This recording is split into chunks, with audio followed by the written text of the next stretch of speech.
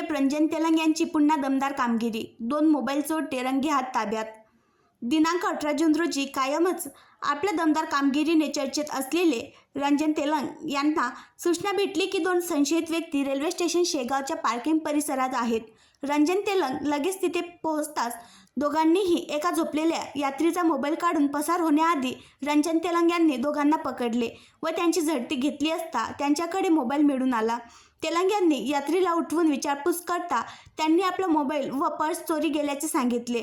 त्यावरून रंजन तेलंग यांनी फिर्यादी व आरोपी उपनिरीक्षक डॉक्टर विजय साळवे यांच्याकडे नेले असता त्यांनी चौकशी करून कायदेशीर कारवाई करून GRP शेगाव येथे ताब्यात दिले. त्यांच्यावर 164/2024 कलम 379-34A नुसार अटक करण्यात आली असून या दोघांपैकी एकावर यापूर्वीही गुन्हे दाखल असून तो सराईत अट्टल चोरटा असल्याचे दिसून आले.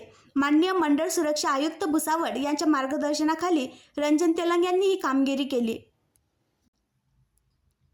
आणखी नवीन व्हिडिओ पाहण्यासाठी आमच्या देशमुख एक्सप्रेस न्यूज चॅनलला सबस्क्राईब करा, लाईक करा आणि शेअर करा.